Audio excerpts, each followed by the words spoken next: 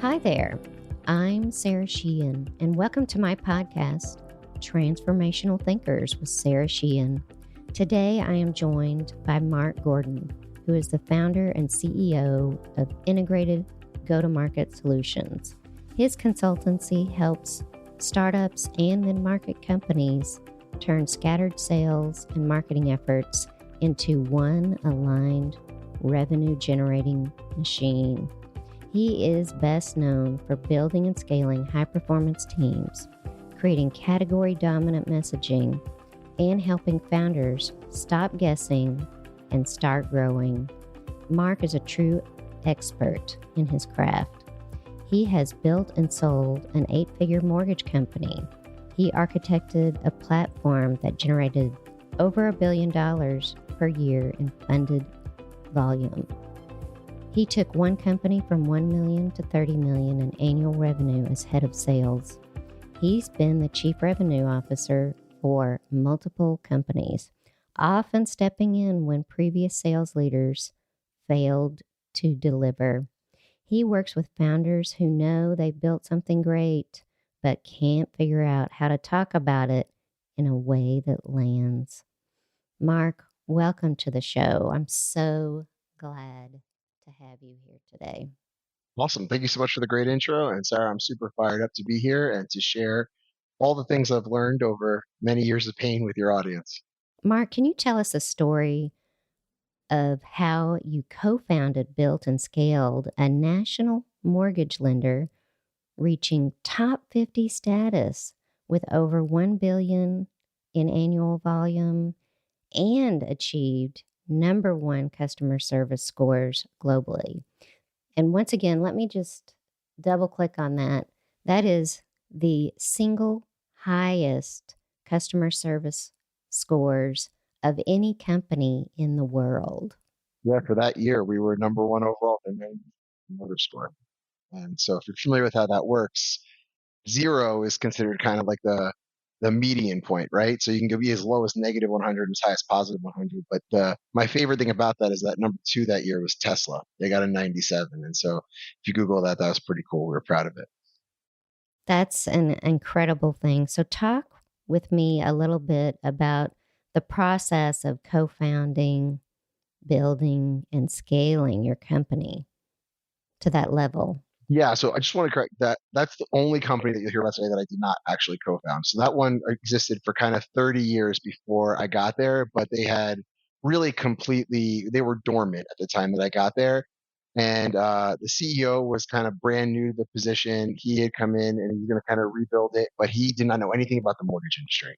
And I had just built and sold an 8-figure revenue mortgage company, was really planning on moving from New Jersey, where I lived at the time, to Charleston, South Carolina. And my plan was to have a slower, easier life. But I met this guy, Rich, and he had kind of inherited this company that had some cool license stuff. They were direct to Fannie and Freddie. They had some capital, but they had no loans and no business. And he was like, "Hey, do you want to come here and help me build a world-class national mortgage company?" And he was a very interesting person at the time to me because he was younger than me and clearly smarter than me. He hadn't done a ton, but he had gone to the best schools and he worked at Goldman Sachs. But like he hadn't built any companies, but he was just so far ahead of me in a lot of ways, including in his maturity. And I was like, man, I think I can learn a lot by working with this person. And also, I did know how to build and scale a mortgage company. And so we kind of restarted that company at the beginning of 2018. And how we were able to achieve that astronomical growth while obtaining world class customer service scores. I wanted the table. They were on paper files basically when I got there. It was a company that had technology from the late 90s instead of 2018. The first thing we did is we set really big goals. We said we wanted to be a top 10 lender by 2028. And so right away, when you set a vision 10 years out of saying, hey, we want to do something here really special, we want to go on a special journey, it gives you a chance to attract special people. And so It we sure did. does. We got really great people on the bus. The second thing we did was we set pretty insane standards. Okay. And so the first thing was we wanted to have world class customer service. And one of the things that we did, and we had read this in one of Jim Collins's books, I forget which one, Mm. kind of about making it hurt. And we said something called the Princeton Promise, where we offered every borrower $1,000 at the closing, no questions asked, if they were unhappy with their process for any reason. And really, we said if it wasn't effortless. Now, if you know anything about getting a mortgage, it's anything but Mm, effortless. it's And definitely not. but when you have conviction, sometimes you just got to go. And we had people on our team who were freaking out. They were like, "You're going to get us in trouble. We're going to get fired." I said, "Listen, we're so small right now. If every borrower hits us up for $1,000, we'll survive. What we will learn in that process will be great. First of all, we'll get feedback from our customers about what's not working, not just if it's really broken, but if they're unhappy for any reason. We'll get people on our team who want to be part of a high performance team and set high standards. And so if you're not going to like being a part of that, you'll leave. And by the way, we had a person get up during the course of this meeting, roll out to the company, clean out their desk and quit. He literally, when we said Hmm. we're gonna get every borrower $1,000 to hit the button, she literally quit in the middle of the meeting. All right, so one of my favorite stories in business. And when we called her afterwards, she just said, "You guys are going to get me in trouble. You're trying to get me fired." That was her reason. Hmm. Greatest gift in the world for us, right? That's what a tell, right? We're trying to build a high performance team, and you see that as a way that we're going to get in trouble. Then great, I wish you all the best in the world, but you don't need to work here. Okay. That's right. So we set these really high standards. And by the way, in over the first couple of months, a lot of people hit us up with those Princeton promises, and each one was a learning experience. And by the way, in all the years we had that $1,000, only one customer I think ever really took advantage of us. Every other time somebody hit the button, it was because we had made a mistake or there was something we should have done better. And Mm. normally it was around communication. And so you learn these things, you build around it, and you iterate. And 6 months after we launched this, we were down to less than 1% of our clients taking us up on it. And a year in, we were less than a half of a percent. That is so So, great. so literally one of every 240 people who did a loan with us hit the button for the $1,000. And what was so amazing is that when it hit that button, that got shot out to our entire leadership team instantly. And somebody from our team would immediately pick up the phone and call that person. And so often within 10 seconds, they were on the phone with somebody with a C-level title asking them what went wrong and how we could fix it. Half the time they would tell us to keep the money. They were so blown away that we did what we said we were going to do, that we offered the $1,000, that we called and fixed their problem, that somebody cared.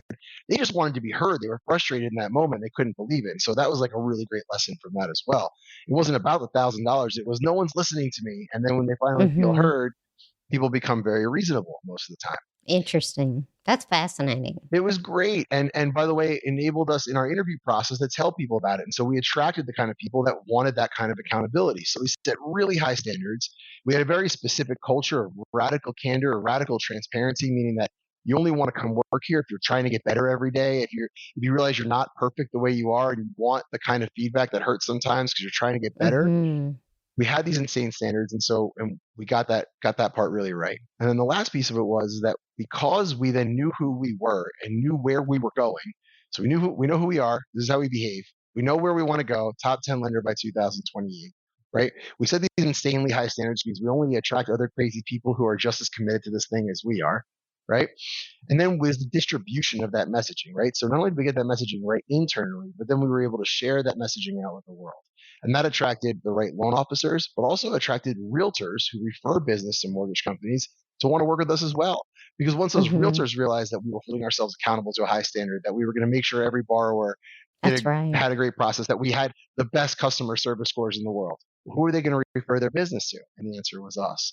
And so the compounding effect of all of those different things led to that supersonic result of growth, but without having to sacrifice. So many companies when they're blitz scaling, right? If you read Hoffman's book, you like start to you like lose the details. Well, we were some of that happens, right? When you're Mm. growing, and we were not far from perfect, but we set some really high standards in some really key areas that built feedback loops that made it so that we could never lose sight of the fact that the customers needed to walk away happy.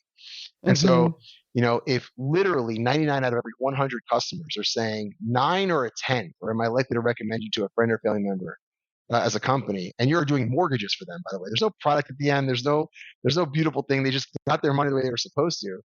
That was really attractive to people. It's attractive to really all-star employees. And so that flywheel starts moving, right?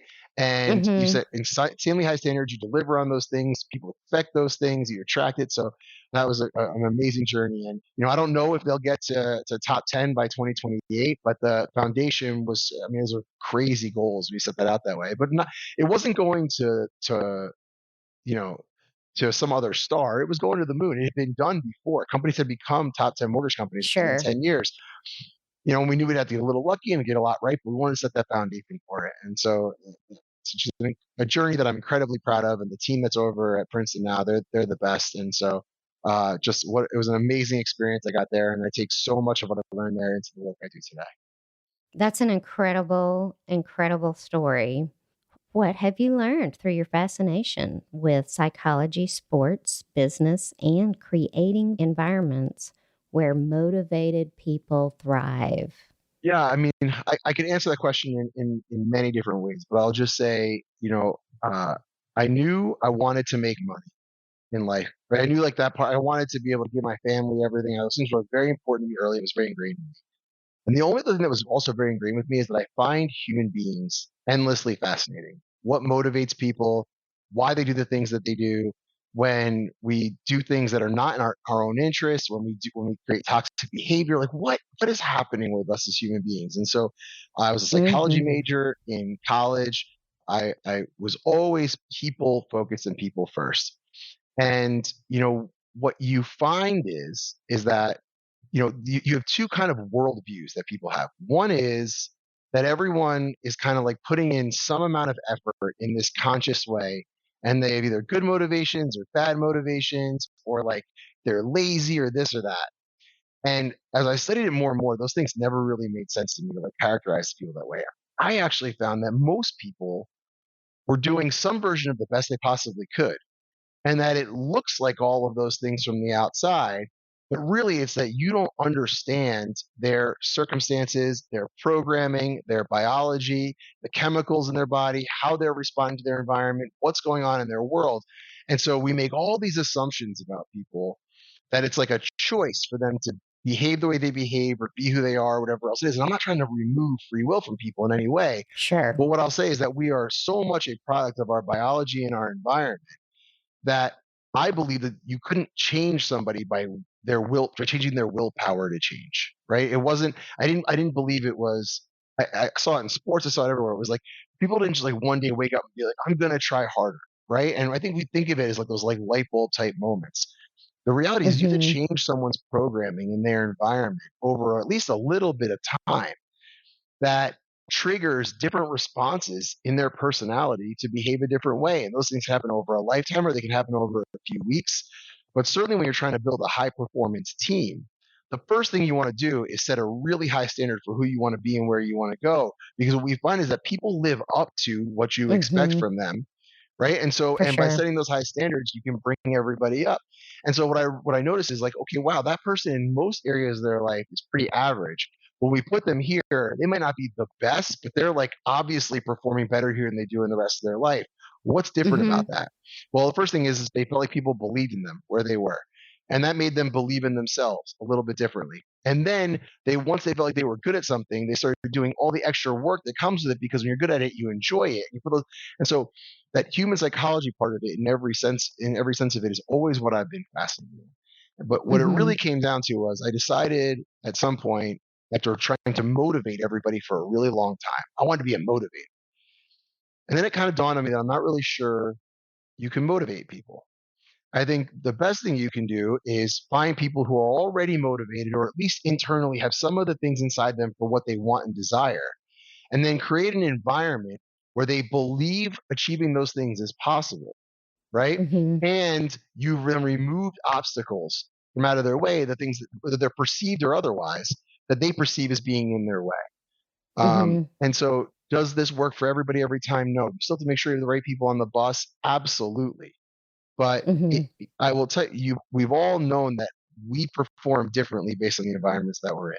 You had a job Absolutely. where you felt like someone was Absolutely. getting the most out of you, and you've had a job or a situation where you were like, no matter how bad I want this, like for some reason, like, this isn't working for me, It and I don't doesn't really work. doesn't work, right? Right.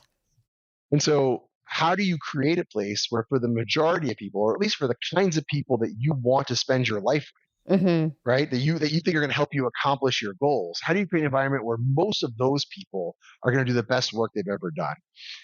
And so that's what I've learned through sports, through business, in school. You see it in different classrooms, right? Students, different with different teachers. Like our environment matters to us, right? And so how you can impact the most amount of people in a positive way is by creating that environment where motivated people can thrive. And so again, that can mean different things in different situations, and there are certainly different ways to skin the cat. But it's that lifelong dedication to learning that and really freeing myself from judging, hey, this person should be this way. The word should is dangerous, right? It's like, actually, I accept this person for who they are and where they are. And by the way, are there things that we can do to impact their performance in a positive way, impact that environment? And by the way, I'm not here to rehabilitate people in business. You know what I mean? In my personal life, sure, I'll spend years helping somebody get to where they want to go. In business, sometimes you're like, hey, listen, you're not in the right season to be helping us get to where we want to go. But That's certain, very true. right? But certainly we don't want to rehabilitate, but we can absolutely help people on their journey, especially if they're moving in the right direction, right? You feel that that momentum is moving in the right direction. And so I know it's kind of a long-winded answer to your question, but I think it really encompasses all those different areas, which is like, accept that people are generally trying their best. And then can you create an environment that allows a very different result to come from that, or a different Hmm. performance from them towards your common goals? That is a fascinating answer because it shows that you're watching what they're doing and bringing to the table. You're assessing someone before you even enter into the relationship with them. That, hey, I see that they have drive that is going to help all concerned. And you're able to coach them through the process to help them get better. That's, I mean, to me, that's the meaning of life, right? You know, if you can have that kind of a It's positive impact amazing. on people and help them get to where they want to go. And, I say this, it came up once in a conversation, and now I say all the time, there's a lot of people at my funeral who say I helped them get to where they want to go. That would be the greatest Mm. gift. That would mean a life well spent, right? And so you just think about, yes, we want to make money and we want to do great at business, but like, I actually think these things are very related, right? And I actually want to spend my life working with people who are trying to get better every day. I want to attract an environment of people who are Mhm. not finished products and are humble enough to know that they're going to get better if they try, right? And then, create an environment where those people can do the best work of their lives. And I think if that happens, I think you start to really enjoy what you're doing. Absolutely. It's super rewarding. So, Mark, how did playing rugby in college help you in your professional and personal life? I feel like this could be its own book, but if I had to just pick two things, I'll just share. The first one is grit, right? And I played high school football, and that was a gritty experience. But rugby does take it to a different place because there's 80 minutes of nonstop physical running contact. And in my position, I was a prop, and you have these things called scrums where it's like thousands of pounds of people leaning on each other, and I'm right there in the middle pushing on it all, and it's really Full on. physically difficult and challenging. That none of that ever even occurred to me when I was playing. It's only after playing that I really ever think about how hard all of that was. When I was in it, and this is Hmm. where my grit comes from, and I realized about myself is that some people get hit. And by the way, I'm not proud of it, but I was in some fights growing up too. Some people get punched in the face and they move forward, right? Or when there's conflict, they move towards it.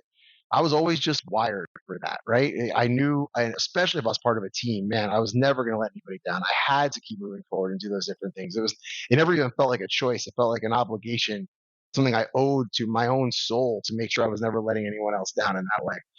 And so you have that grit of like, hey, I can get through anything, right? And I was on some really good rugby teams, some great teams. I was also on some bad ones. And by the way, you find out more about your personal level of grit when you're on a bad team, because when you're a grown man not getting paid to play, and you are getting your butt kicked every Saturday, and you're going to practices twice a week, and you're going to the gym in the morning to lift, and you're doing extra running, and you're doing all this for fun, and then you're going on getting beat 88 to nothing on Saturday, and you come back the next week ready to go again. You're like, wow, like this is like, I'm pretty gritty. And so that was, Hmm. I want, not only did I know that I could be gritty, but I wanted to be around other gritty people, right? Who are gonna Hmm. stay with that.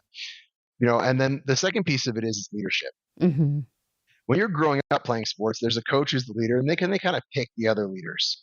And maybe it was that I was too young to really get it, or maybe it's just that they were picked.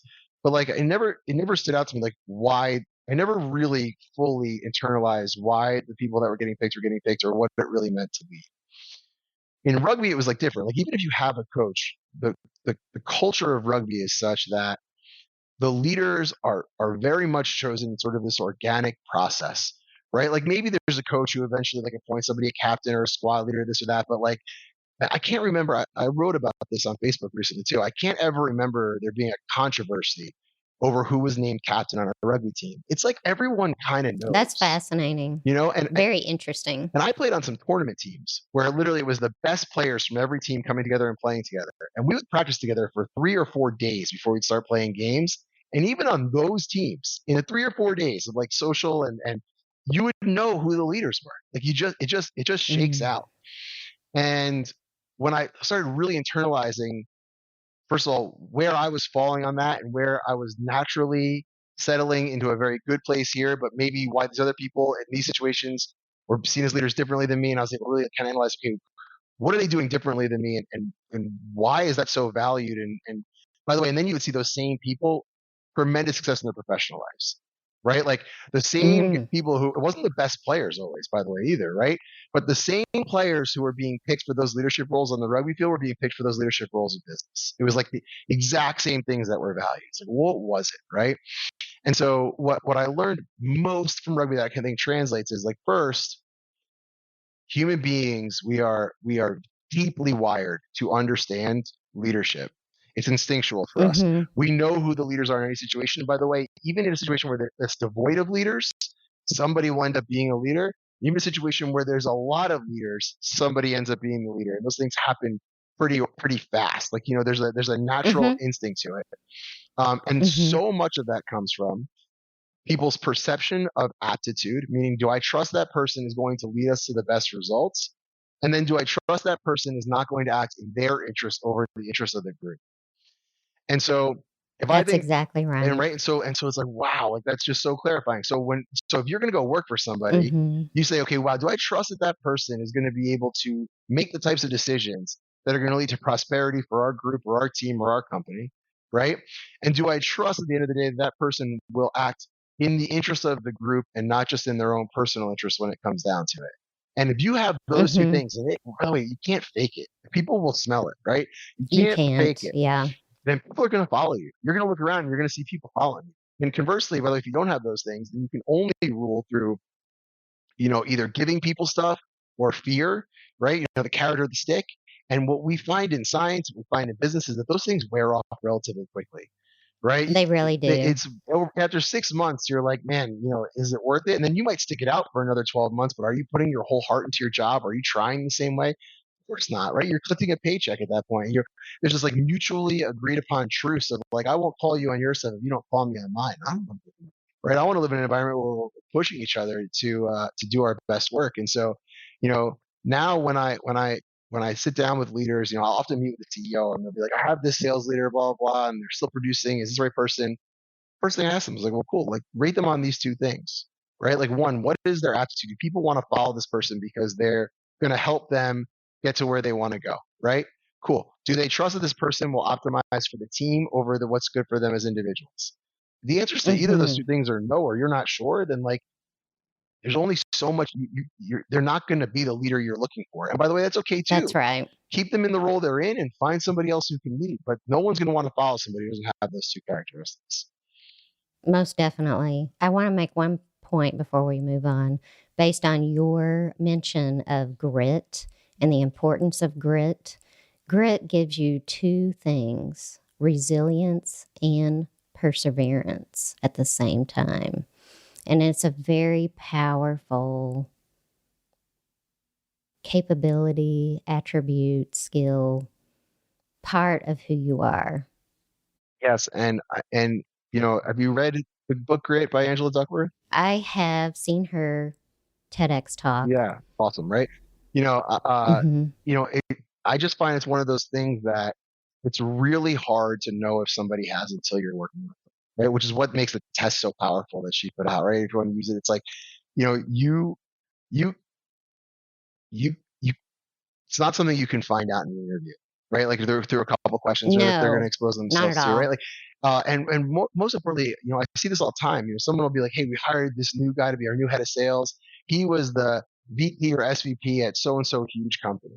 And I was like, "Oh, you know nothing about that person's level of grade." And people will be like, well, "Why are you saying that?" It's like, because if you're it doesn't matter how good the company is that you're in. Unless they can have huge amounts of grit. I'm not saying they don't, but you don't get to learn that Hmm. when you're in a middle management role in a huge machine. You don't even know Most which parts definitely. of those things are. That becomes a political game, right? You could have almost no grit or perseverance and even really no good ideas, but you're good at following the program, making people feel good, and you kind of can navigate some of that stuff. Like leadership is a different thing and grit's a different thing. And so, now if someone's like, hey, they built this startup out of their basement that got to X, like that person's probably really gritty. I've never met anybody who had a smooth path to growing their startup, right? Like, it might look that way from Right. the outside. I promise you, they had horrible days all the time, going through that. And so, yeah, certainly it's one of the things that we're looking for when we bring people onto our team, and certainly one of the things that we're teaching our clients to look for when they're hiring their leaders as well. Entrepreneurship is not the easiest journey N- for anyone, that's for sure. Because there's no real guidebook. You have to just get in there and do it and try different things.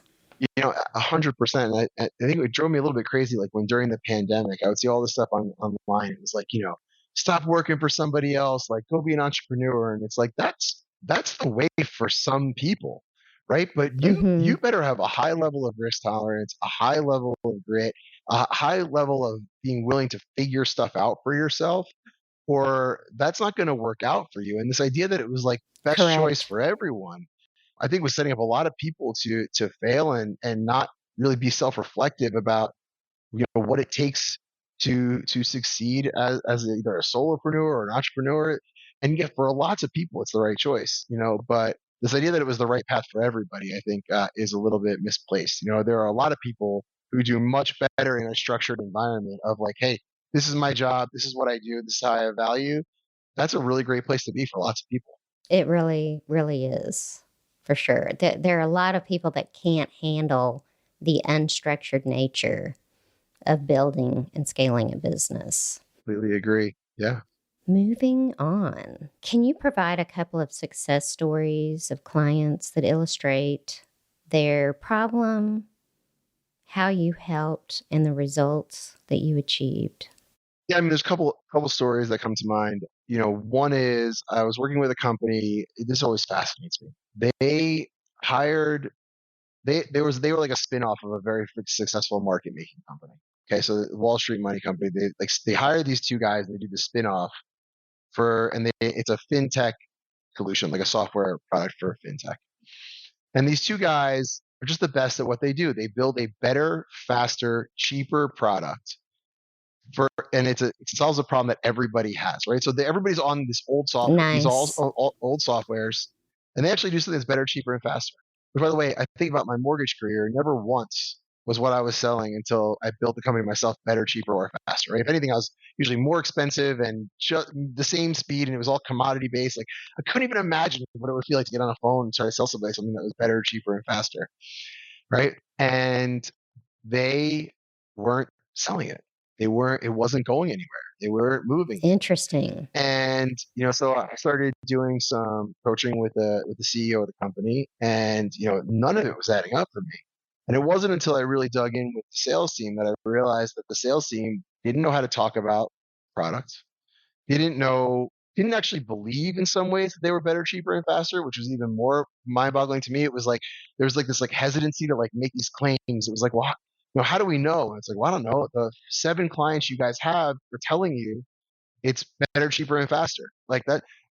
Just use that. If you're to say, when you talk about it, right? It's like everyone's happy that's on it. Everyone's, and it was a competitive space, so people weren't sharing with everybody that they're happy that they have, right? But you have to be the one to Hmm. then go share it, right?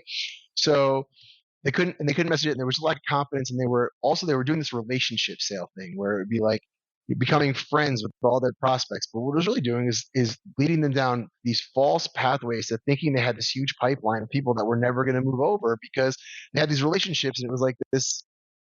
They weren't creating any new information. And so I sat Hmm. back with that CEO and I said, okay, first of all, we need to reteach people that there is a differentiation in this type of software, right? In other words, everyone just accepted that it kind of is the way it is, and they've moved on to something else. It's something they have to have, and there's no differentiation, so no one's thinking about it. We need to reframe the conversation, right? If you've ever read the book The Challenger Sale, Right. right?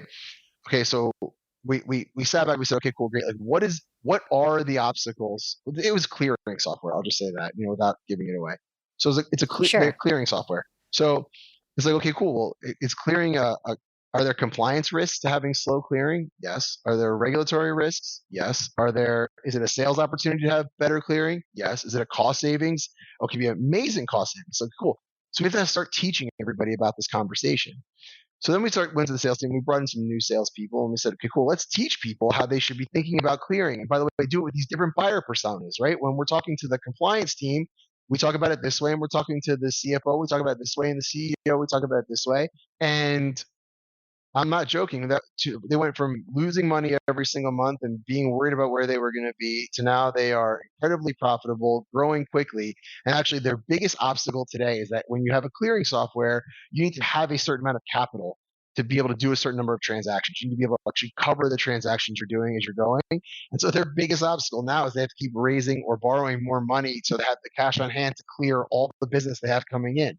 And by the way, they already had the great product. Wow. And what I find is that there are so many companies out there that have a great product or have a great service. They just don't know how to talk about it. And when they do know how to talk about it, which is rare, they don't know how to distribute that messaging so that it gets in front of the right people at the right time.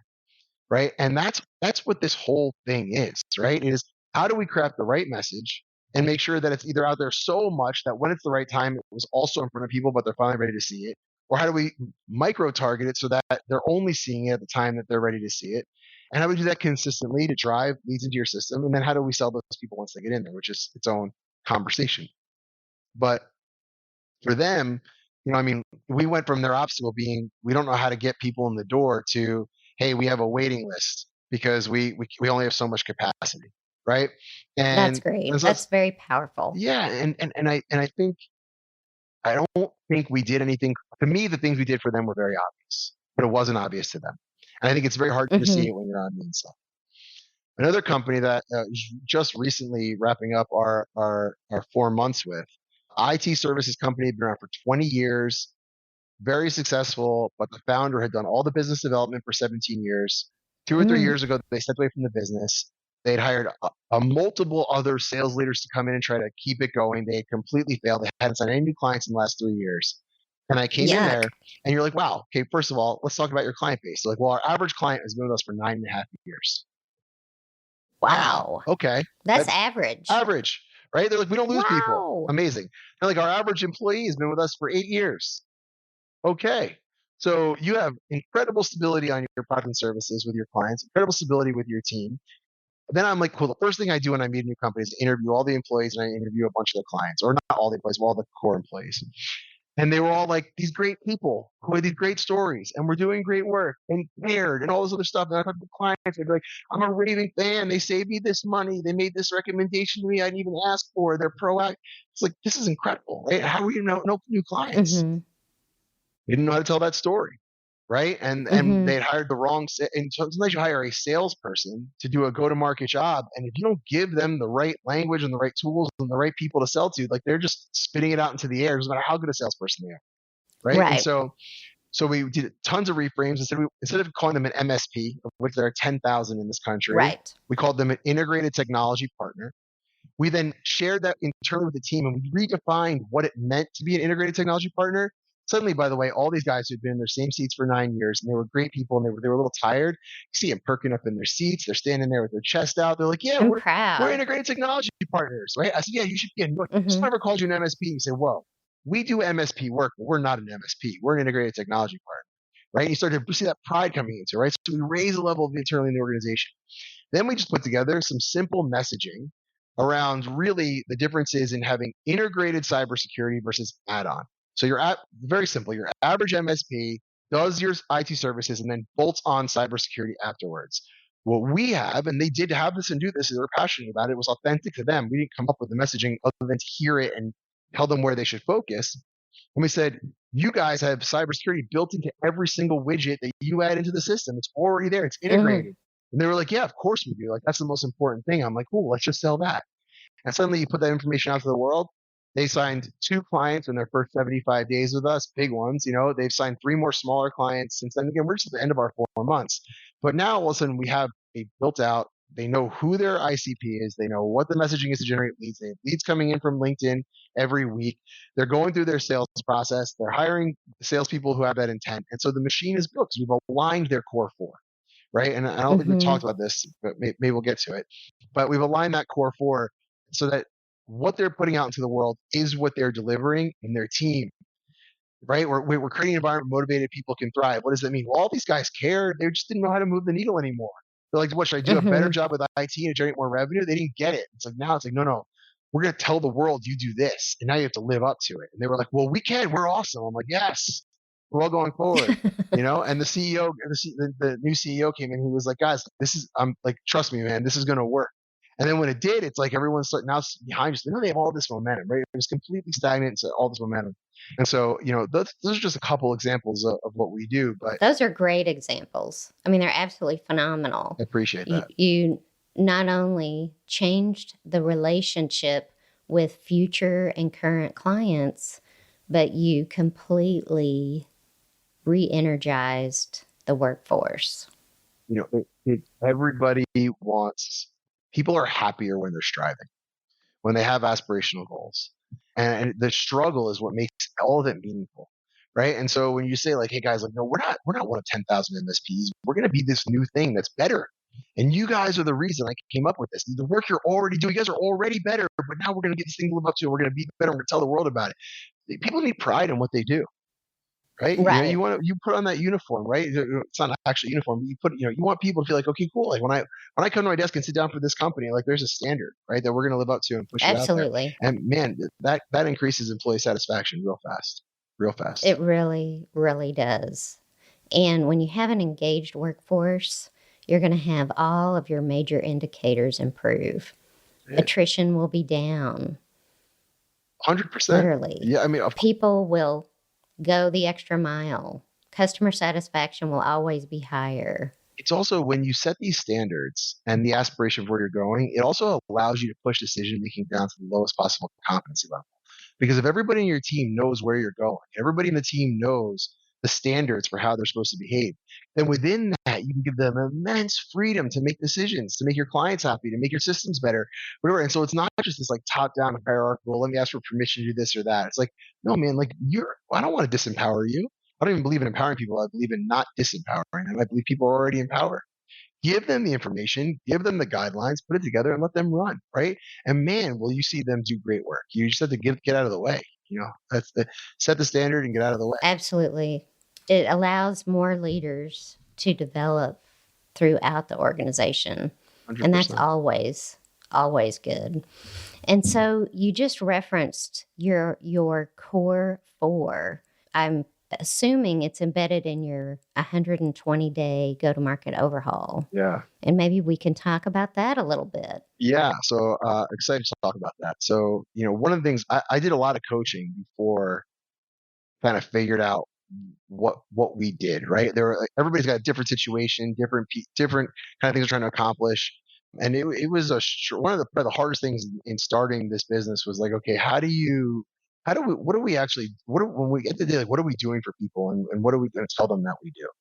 And man, this concept is really what came out of it. It was what was already happening. And it was just like clarifying it to ourselves and to our clients. That's made a huge difference in the results that we're getting. They went from good to great. The the core four is less consulting and more combat preparation. We are setting companies up to be able to build a predictable, scalable revenue machine specific for what they do and who they want to do it for. And we start that with their messaging, which is what do we do? Who do we do it for? Sometimes why do we do it? And we then start with the distribution of that messaging so that it ends up in lead generation. We then have the cultivation of that lead generation into our sales process and our sales team. And then we have the technology that kind of marries those three things together.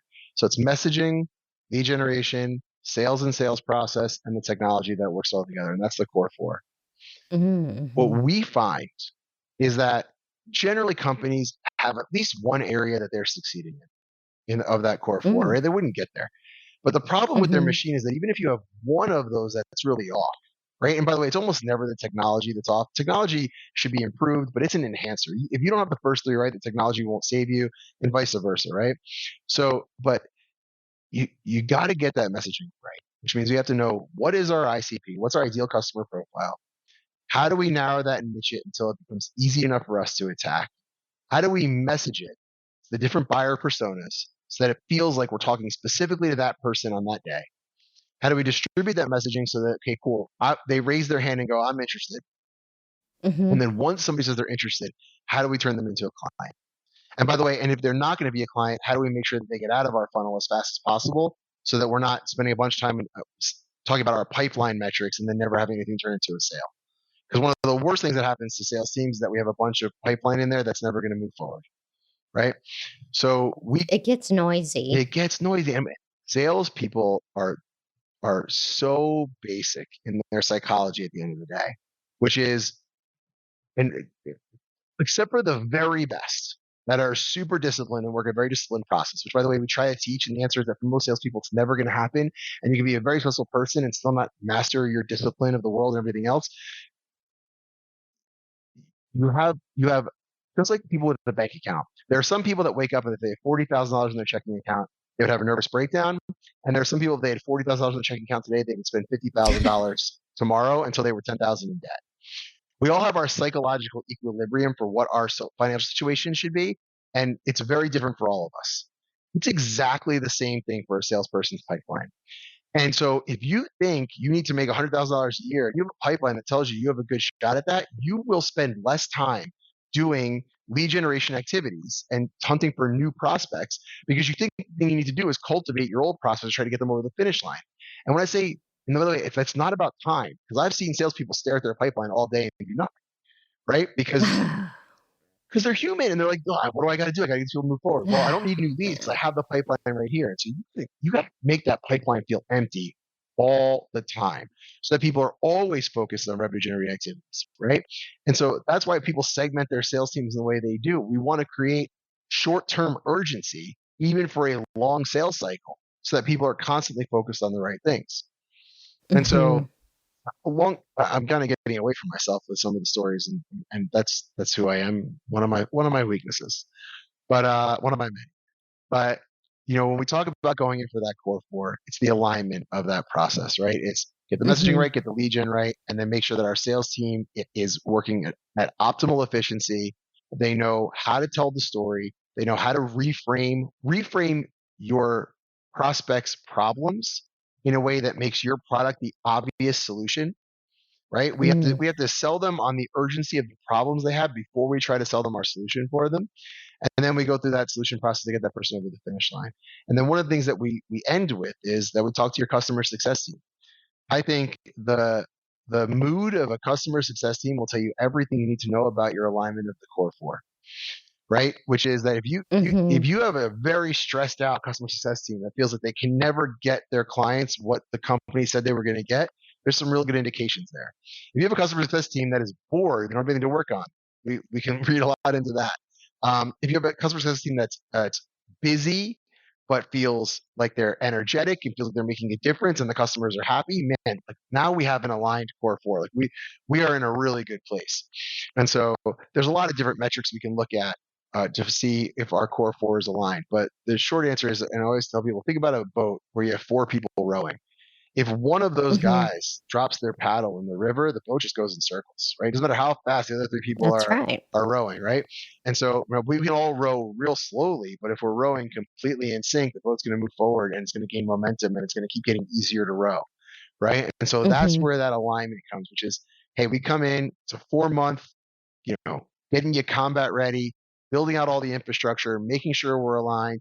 By day 75, most people are like feeling it. You know what I mean? It's like there's leads coming in, there's sales coming in, That's and wonderful. then we're iterating through day 120. And although it has never happened yet, I always tell people if for some reason we're not cranking by day 120, we'll stay. You don't have to pay us. We'll just stay. We're going to make sure that we're going to stay until we get it right. Again, that has not been something we've had to do yet, but just something that we're willing to do. As long as, by the way, and I'll share this, I won't work with you unless I know that you're committed to giving me an hour a week as a CEO. And that also for anybody else in your team that's going to be involved in the process, it needs to be the same thing that we need to get an hour a week with those people because if you aren't committed to this, I agree with that. it's going to be It's miserable for never going both to of work. us. Not even that, I just don't want to do this. Like, if I have to chase you to Yeah. find an hour every week, like first of all, I worry about the fate of your company, right? I always say something like this: you cannot be too busy to fix your revenue machine, right? If your That's revenue right. machine is broken and you can't prioritize this, you have an issue with priorities. If you're bringing me in, you need to have time for fixing this. But yeah, and so that's a big part of it too, which is that's all true as long as the team is committed to it. And by the way, the rest of the team can be completely on board. But if the CEO is not on board, it won't work because that's the person that needs to be setting that direction. And so if you want, like, hey, here, you want to reframe for what we're doing here today, don't think of go to market as a process. Think of it as an exercise in leadership, right? Go to market is an exercise in leadership more than this process. Is can you get everybody rowing in the same direction, right? Can you Hmm. set the tone for where we're going and get everybody working and moving together? And that's what we come in and do. And not only do we do it, but we teach it so that after we leave, you can keep doing it, right? And the end, like, this is Hmm. not, we're not here to come on board forever, you know? Hey, 4 months, we're gonna come in, we're gonna build it, we're gonna teach it, and then hopefully, if you guys commit to it, it'll go on and live forever, and hopefully continue to iterate and get better from there. And you like to see clients take it on, learn it, and graduate. Yes. Yes. That's very, very good because when I see people in professional services that want to just get extensions, that does concern me. So when I started doing coaching, and I was still in the mortgage industry, but I would coach realtors and loan officers who wanted extra stuff. We would get to like day 90, and I'd come to the meeting and I'd be like, cool, did you do the stuff we said for last week? And they would have done some of it, not done the rest of it. And I'd be like, well, cool, we have nothing else to talk about because until you do the stuff we talked about for 90 days, there's nothing else for me to teach you. I was like, so call me in 6 months. And people would be like, well, people will tell me I'm crazy. Like, you're coaching, don't you want to keep them as a client forever? I'm like, I have to be the worst coach ever to be moving at the same speed that they can become a different person. Like I can only teach it. You know what I mean? This idea that you would, it's seasonal, right? I'll give you a 90-day crash course. Go become that person for 6 months. Come back. We'll get you to the next level. But it doesn't take years. It's not therapy, right? Like, and it shouldn't be. And so Right. and so I was deep into a conversation at 3 a.m. with ChatGPT when I came up with our best clients don't renew, they graduate, right? And it was like trying to figure out what do I want at the end of this process? And it was like that was it, right? It was just like, Hmm. like, hey, like if we're winning here, it'll be that I can, maybe they keep us on. They want to meet once a month to go over how progress is going. Cool. Well, we'll check in. You can call me, whatever. But like if I'm still in it after the 4 months, it means I signed up with somebody who I didn't think probably the wrong. I should have known that person wasn't going to become the person they needed to become to get this to go. Or at some point, like we failed in terms of our way to offload this to somebody, keep them involved and teach it to them during that process. Right. And so that was never my mission. My mission, I know guys who are fractional CROs, and their whole goal is to get 3 companies that will pay them forever, right? You know what I mean? Like that was never for me. It doesn't sound fun. I love hey, let's go get ready for combat. Let's go to school for 4 months. Let's build the machine. And I'm gonna hand it over to you, and you're gonna be in a much better place than you were 4 months ago, and you're gonna have business coming in, it's gonna pay for itself, et cetera, et cetera. And so I think if we can accomplish that, I think it'll be really exciting to see what we can build. That excitement is incredible because when a client meets with you and sees how motivated you are, if they are the right client for you and you enter into a relationship with them where you're helping them, that is magic. It's been great so far. I'll tell you those clients that we were just talking about earlier, my examples, like every time those guys get a sale, the CEO will be in the car afterwards or off the call, and I get a phone call like, "We got this one, blah blah," blah. And they're so excited.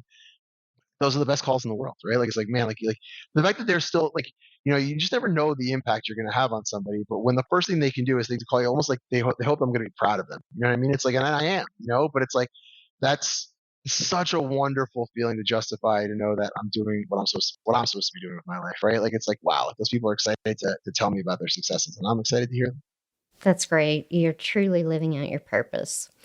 Mark, do you have any aspirational goals that you're working on right now?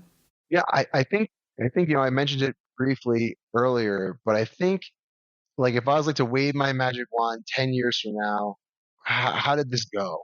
The answer is I would like to change people thinking about how people think about go to market and think of it as a leadership process, the way they think of Scrum almost as like a leadership process Mm-hmm. more than as in like some system or some technology or whatever it is that leads to a certain result. And so, I mean, it's a system, but it is a system that requires leadership. And I think that the thing that's missing in most companies is not the ideas for these individual things; it's the leadership of having those four things aligned and working together. And so, we are still in our infancy of figuring out how this scales. But I think a huge portion of it will be around the idea that we want to get this message out to the world and that we want to change the way people think about this. And I think that you're going to see more entrepreneurship over the next 10 years than you've seen over the last 100. I think AI is going to make it both easier for people to start businesses and easier for companies to do layoffs. And I think a lot of people are going to be forced into entrepreneurship in a way that maybe the world's not ready for. And we think we can build the systems to be able to help those people. They said, listen, I don't know anything about sales or marketing, Mark, but I do know I'm really good at this thing. It's like, cool, well, let's think about what that means from a leadership perspective and how you can go ahead and share that messaging with the world, distribute that messaging, how you'll be able to sell it. And I think if we can continue to dial in this process and make it digestible for somebody who has to learn it for the first time, and also a system that works for big companies rolling out big products, which I think is possible, by the way. I think it's very similar. It's very possible. I think, I think then we can change the way people do business, and I think that would be a really powerful, better way. And I think the biggest thing I'm passionate about is I see what happens to the employees of the companies that go from stagnant to rapid growth by getting this right. And those people are fired up to go to work every day. And we spend a good portion of our waking time in life focused on work. Man, if we can get the quality of that people experience of that work and how they feel about it and how invigorated they are about it to change. I live in a neighborhood where people are very successful and half of them are miserable at their jobs. They're literally in some version of a scam of trying to figure out how much they can get for how little they can put in, and their brains are actively That's working all sad. day to like be like, how do I get away with this thing? You know what I mean? I That is so very sad. It would kill me. So very I'm just sad. not wired for it, right? So, Mm-hmm. but I don't think they're happy either. I think the answer is that's just what they've resigned themselves to because the paycheck's real good and they have a lifestyle they've been accustomed to. There's got to be a better way. And by the way, There those, is. so that's what I'm hoping to. That's what we aspire to. And so, Mark, how would my listeners find you? Hopefully, I'm very easy to find. My name on LinkedIn is Mark Douglas Gordon, MARK for any MARC marks out there. It's MARK. Mark Douglas Gordon. And also our website is IGTMS.com. Integrated Go-to-Market Solutions, abbreviated IGTMS.com. You can find us there. I'm also on Instagram, Mark D. Gordon. You can find me there if you're an Instagram person. But you'll find my cell phone numbers out there on LinkedIn. You can find me in the world. We're not hiding from anybody. And even if you don't think you're ready for what we offer, if you just want to talk or get some ideas, certainly don't hesitate to reach out. We'd love to have a conversation with you. Excellent, Mark. Is there anything that you would like to offer listeners that want to get engaged with you on LinkedIn? Yeah, so let me offer this. So I was thinking about kind of exactly how to set this up, but if you direct message me on LinkedIn and you tell me what your favorite piece of the podcast was today, I will give you a free 1 hour consultation for you and your business on how we can realign your go-to-market strategy. So for the first three people that DM me that say, "Hey, this is what my favorite part of the podcast was. I want to know that you listened to it," and let us know. We'll set up an hour with you to review your go-to-market process, and we'll do that absolutely free of charge. And we'll bring my whole team in to take a look at your stuff and make sure that we give you the best advice we can on how to set you up going forward. Thank you so much for your time today, Mark. It was great to be here. I really appreciate it. You asked great questions, and it was a really great experience. I do a lot of podcasts, and this has been one of the best experiences I've had, so I appreciate it. Thank you. Oh, thank you so much. 3 key takeaways from today's discussion. High standards drive growth. Mark described how setting audacious goals and radically high standards, like their $1,000 Princeton promise for mortgage customers, helped create accountability, attract the right talent, and fueled exponential business growth and customer satisfaction. Alignment unlocks performance. Creating a core 4 alignment between messaging, lead generation, sales process, and technology is critical for building a scalable, predictable revenue machine. If even one element is off, growth stalls, but when aligned, momentum and team energy soar. Leadership equals go to market. Mark reframed go to market not just as a tactical playbook, but as a leadership exercise. When leadership sets the vision, rallies the team, and ensures everyone rows in the same direction, resilient growth and a winning culture follow. If you are building or scaling a business and want to ignite alignment and energy across your team, this episode is an absolute must listen. No question about it. In terms of special offers, Mark offered to the first 3 people that direct message him and tell him their favorite part of the podcast that he would set up an hour with you to review your go-to-market process, absolutely free of charge. And finally, with the rise of AI and a tremendous need for change management capabilities in organizations, it's an absolute imperative at this point. Please contact me for a discovery session to discuss your private custom Mastering Change Management course. The link will be in the show notes. Thanks for listening. Subscribe and never miss an episode.